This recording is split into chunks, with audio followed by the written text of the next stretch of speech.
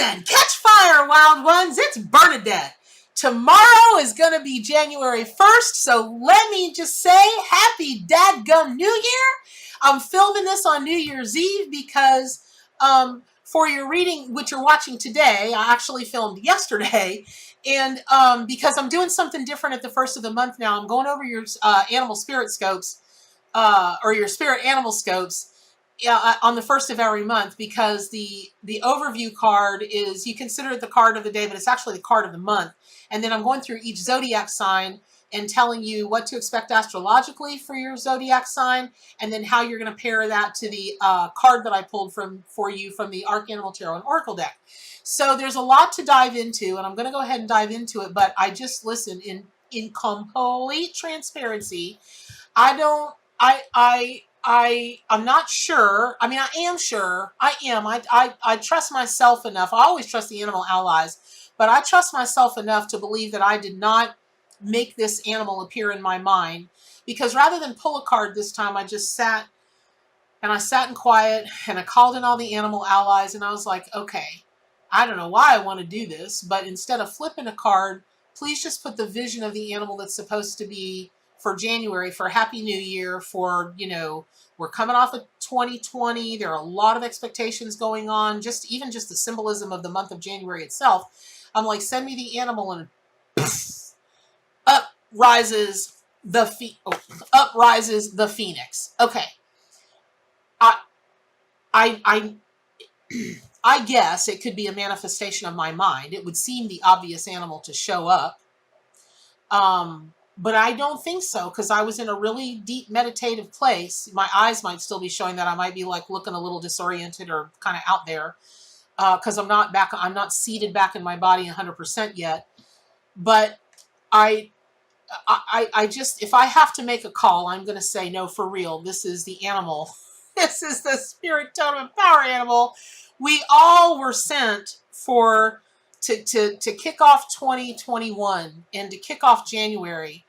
And conceivably, we think we know why that would be the obvious animal. But when I was like, oh Lord, what do I do now? Because I don't second guess. If I don't think the card is the right card or the right animal, or I don't shuffle the deck again until I get, or I don't go into meditation again to get what I think I should get. I go with what comes. And that has served me well through my psychic and mediumship practice. It has served me very well.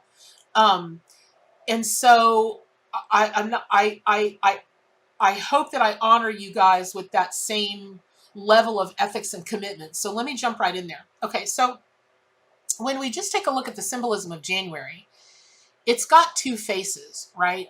And that's the one that looks back over the year before, and the one that looks ahead with great, great expectations. Well, that very much describes the phoenix, because remember, the phoenix at some point bursts into flames, falls to the ground in ashes, and then rises again.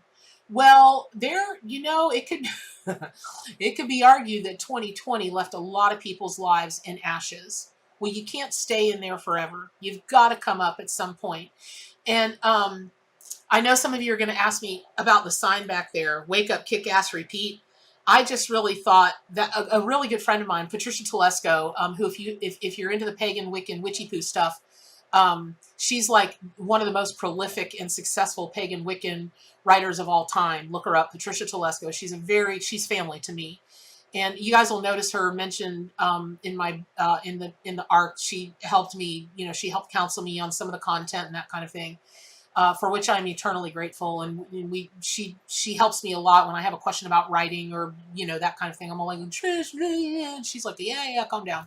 So she gifted me that one time, and it has always held a very sacred place in my office, because on the days that I'm just like, I can't do this anymore, I look at that. There's like something energetically that takes my head. It usually is over to the left on a shelf, and takes my head, and I'm like, okay, wake up, Bernadette, wake up. I'm going to kick ass, and I'm going to repeat it. And as soon as I see that sign, I'm like, okay, go get a Mexican Coke. We're ready to go now. Okay. So when I take a look at the burned, the ashes, the pile of ashes that 2020 is in, this is still going to harken back into literally the last week of readings, which is don't throw the baby away with the bathwater, right? Make sure that every moment in your life is sacred. And this is the same kind of thing. You've got two faces, but January is named after the Roman god Janus, who oversees openings, doorways, and other similar entryways. And so from a metaphysical perspective, what this teaches us is, yes, look over your left shoulder. You look at your past over your right shoulder. But you can't be walking into your future doing this. You bonk yourself in the dang head. You'll walk into a manhole and go bloop right down into the gross gutters down there. And you don't want to be in those sewers. No, you don't. And so, no, you don't. So stop looking behind you and crying about what's behind you and look ahead. Okay? And so when you are that phoenix rising out of the sewers, or, putting that ice pack on your head because you were looking back and you wonked right into that metal pole, understand that this is the year of fire. It is, yes, there's a whole big Aquarian thing going on. And yes, the waters of life come out of the Aquarian's jug. Yes, we get that. But all I can hear right now is, that song, That Girl Is on Fire. That's all I can hear. And there's something about starting off this year with the phoenix, because a lot of other animals could have been suitable too, but the phoenix is about that passion and immortality. And that's it. The immortality that once you understand that you are an immortal soul, all the drama, all the whatever nonsense that happened back in 2020, no one cares. It wasn't nothing but a thing. It was nothing but a thing, chicken wang. And it's gone. And it's over. And yes, there might be some repercussions that you're having to deal with, some cleanup that you're having to deal with. Okay, get yourself out a little whisk broom or a little, one of those little dustbuster things. I'm always chasing my cats around with those things. They think I'm nuts. They hear that thing, they're like, wah! And they go running. My dog thinks it's time to play. So, which she does by biting the front of the dustbuster. So, get out your little metaphysical dustbuster, hoover-vac all that junk up, and toss it out in the garbage, because this is your year, as proven by this guy, right? Okay. You got to remember also, Phoenix represents a dramatic ending and an amazing, mind-boggling, awe-inspiring new beginning. Because let's face it, because there are actual cases of self-combustion, right? They're still trying to figure that out by science. But, if we saw somebody literally burst into flames in front of us and go down to a pile of ashes, and just a few minutes later they rose again, we'd be running for our doctor. Is there a medication for this? Is there therapy for this? But those of us metaphysically would have been going, hell yeah, right? Okay. So remember, this isn't only about endings and beginnings. It's not only about the passing of 2020 into 2021. It's about the dramatic ending of 2020. Now, having said that, because I'm filming this on December 31st, I want to caution you in a good way. This is not like, oh, boogity boogity. But when y'all are because, man, I know a lot of people that are doing releasing ceremonies tonight. Don't be afraid if when you do a releasing ceremony tonight, especially if it involves fire, like a fire pit or fire, or a lot of people are going to take their things that they want to let go and they're going to write them down. They're going to throw them into the fire. I mean, there are all kinds of stuff having to do with fire tonight, right? Especially here in the United States when it's cold. Don't be surprised if you do so much releasing that you can barely walk after your fire pit ceremony. And I don't mean because of whatever you might have been drinking or, imbibing, during your ceremony. I mean just because you are like, when you do the purge, you do the purge. And don't be surprised if maybe tomorrow when you wake up, or maybe even the day after, you wake up and you're like, good Lord, my God, I've had 15 cups of coffee when you hadn't even had a cup of coffee or tea or anything yet, because you're like, I'm ready to go, rock'em sock'em robot, right? Like, don't be surprised, because that is the Phoenix energy, a dramatic ending and a dramatic new beginning. It's drama. It's drama for your llama and your mama and everybody's drama, but in a really good way, right? Like seeing a great Broadway show. Drama, drama, drama. Okay, so that spark of life that is going to well, before I get to that, let me just say this.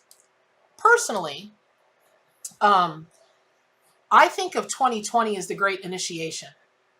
It was a long one, but it was an initiation that the world needed to go through. And while it was painful, more painful for some than others, everybody had something in their life come to a complete, total, and utter screech. Wham! Done with that. Everybody. Well, at least everybody I know. And everybody I don't know, because they write me, like hundreds of you guys, which I love. But please don't get angry with me when I can't return your email A, promptly, or B, at all. Y'all, I get a lot of email, and I want to answer them all, but I can't. I just physically can't. So, and I don't want my assistant to do it either. It's just not authentic if it comes from I want it to come from me if it comes. If you're trying to book a reading or something like that, she'll hook you up. But but anyway, okay, so whatever went whammo, bammo, slammo in your life last year, it was a blessing. You may not know it yet, but I'm telling you now, it was a blessing. So, listen, you guys, astrologically speaking, so that's all the symbolism and meaning of the phoenix, right? And it's not as clear cut as you think. It's not only about rising again. It's about falling into that puddle of ashes and, picking yourself up and moving on, which, as we've just talked about, has a lot deeper meaning than most people assign to the phoenix at the beginning. But really, I guess if I was going to boil it down to brass tacks, and why Phoenix is so perfect for this month, especially 2021 after 2020, is that really what it points to is your resilience and ability to find your own true power in what otherwise is going to seem like your darkest hour. And, you got to remember, Phoenix carries the energy of the fire and the sun. And it's worth noting that this month, the sun transits into the wild and eccentric humanitarian sign Aquarius.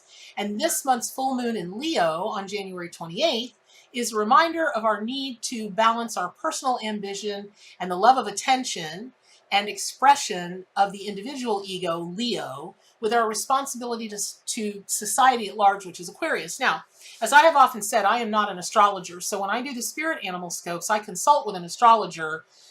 She gives me all the 411 about what's happening astrologically because I pull the card. And then I'm like, well, okay, I can tell them why this fits and why it would fit into this month in particular, because I know all the symbolism and meaning of the months and, basically all that other stuff. Astrologically, do you think this fits and how does it fit? And we don't make it fit, but she's like, oh yeah, that makes total sense to me because X, Y, and Z. So, so please don't write me and ask me about astrology readings because I'm not the one for you, because I'm not an astrologer. But I am learning a lot about it. And so when I take a look at this month and the planets, man, they're like rocking and rolling in Aquarius. And, we think that 2020 taught us to expect the unexpected. By the time the sun is ready to make the journey into the sign of the revolutionary water berries, because Aquarius, remember, they're the visionaries. They can see everything as it could be. Now, even though I'm not an astrologer, I am fascinated by zodiac signs, and I have made it some of my life's work to study all of the personality traits and the influences and everything that goes into making a zodiac sign, because you see it's all animal based, right? And so Aquarians, you can always tell them when you're out in public, they have these big eyes that just look like they're seeing things that we're not seeing, because they are. And then water bearer gets met by Mercury, Jupiter, and Saturn, and those planets are already making their headway through this sign, and all of a sudden you're like juiced. I need to mow the lawn. I need to watch this. I need to start this business. I need to do this. I need to do this. I'm going to do this. And the next thing you know, you're like one of those superheroes. Vroom! And all you see is the ghosted part of you in the past, because you've just gone zoom and you're out there like a superhero. So Mercury will make its way past Pluto this month as the messenger planet leaves the traditional grounded and over-responsible Capricorn. God, you guys, please, don't be so hard on yourself, Cappies. My God, they think the whole world is their responsibility, and they're very good at helping, but it just doesn't, you don't have to wear that mantle anymore. But, so that Capricorn gives way to Aquarius. And in the first part of the month, you might feel a little stifled, but really through your communication. But don't, as the Phoenix teaches, and as I said before, there's a dramatic initiation going on. And so you just got to kind of Well, you just kind of gotta not be afraid to dig deep and face the truth. You know, I just did a reading for somebody, I don't know, here a little while ago. And basically what she wanted me to tell her was if she left her job, you know, her very stable, brings in the same money each month that she can count on job, and she opened her own healing practice, would she succeed? And I said, that's not what you want to know.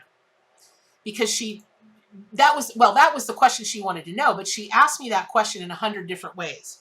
And finally what I said was, that's not what you want to know. What you want to know is, if you do this, it will result in this, which is I leave the steady money, poof, my business grows. I'm not going to tell you that, because I'm being told that's not the case, number one.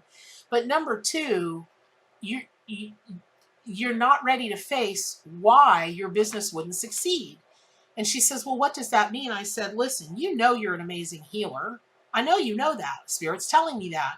What you're not ready to say to yourself is, I'm not a good business person because I know jack about business, and I don't want to know anything about business. I don't want to have to do the marketing, and I don't want to have to do this, and I don't want to have to do that, and I don't want to learn about it. And even if I do commit myself to learning about it, I'm afraid I won't understand it. Blah. You're not ready to have that conversation, because if you do have that conversation, then you're going to have to make a decision. That blew her mind.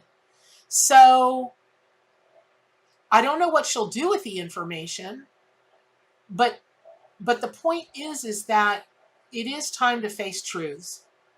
And that is okay. It's okay that she doesn't want to learn marketing. I happen to like marketing. I happen to like the business of business. I say all the time that I'm terrible with numbers, and that's a fact. I'm terrible with them. My mind just goes, wah, wah, wah, wah, wah. And so I have an accountant. I just make it my business to make extra money to be able to pay her. I'd be in a big old pickle. I'd be in a big fat hot mess if I didn't. But understanding that I don't like it and I'm not ever going to be good at it, that's what you hire people that are good for. So truths, you're going to have to face some truths if you want to step fully into the energies that are calling you, that are there to support, strengthen, and inspire you, which at this moment is this old boy. And I just thank the animal world for sending this to us.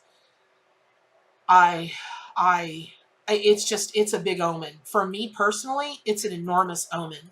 For you, I hope that this phoenix just sits in your spirit and you start off this year rocking and rolling. So, all right, now I'm going to jump into each of the 12 signs. All right, here we go.